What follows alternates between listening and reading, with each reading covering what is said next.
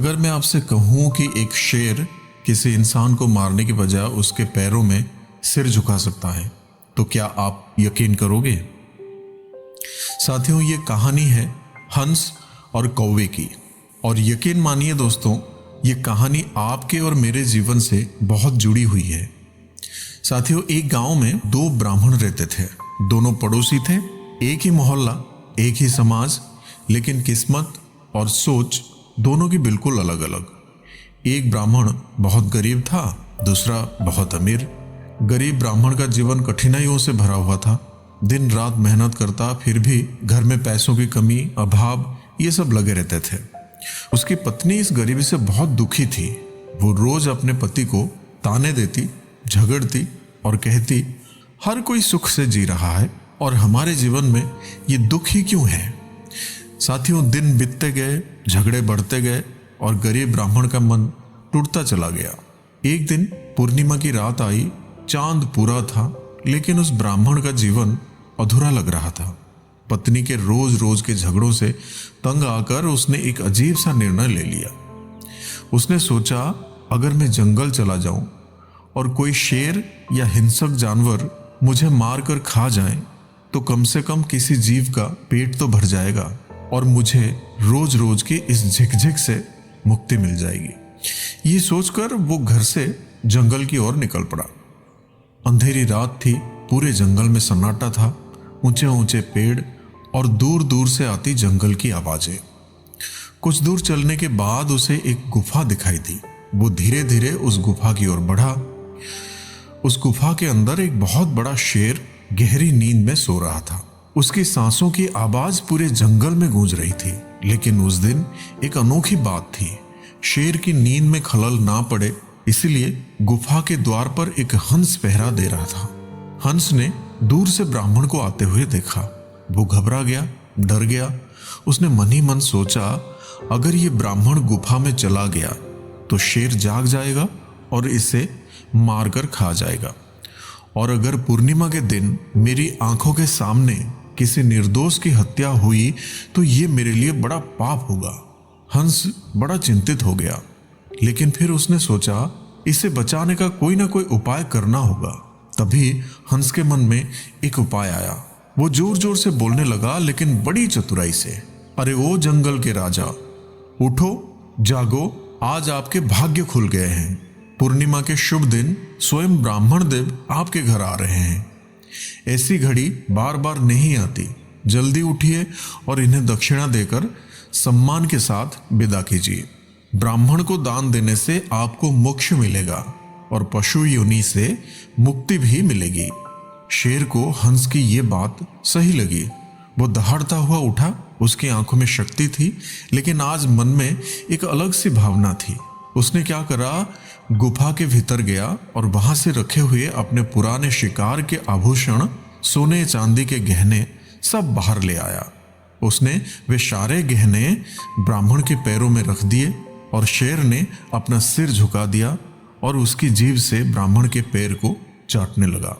इसी बीच हंस ने ब्राह्मण को इशारा किया, हे ब्राह्मण देव, ये सब गहने उठाइए और जितनी जल्दी हो सके यहां से चले जाइए। ये शेर है, कब इसका मन बदल जाए कोई नहीं जानता। अब ब्राह्मण समझ चुका था। वो सारे गहने वहां से उठाया और तेजी से अपने घर लौट आया।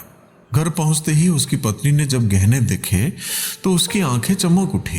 अब वही पत्नी जो रोज रोज झगड़ती थी, आज खुश थी। ब्राह्मण ने गहने बेच दिए और दोनों सुख चैन से जीवन जीने लगे। लेकिन लेकिन लेकिन यही कहानी खत्म नहीं होती, क्योंकि कहते हैं ना, इंसान अपने दुख से उतना दुखी नहीं होता जितना दूसरों की तरक्की देखकर दुखी होता है। जब वो दूसरों को आगे बढ़ते देखता है तो उसे ज्यादा पीड़ा होती है।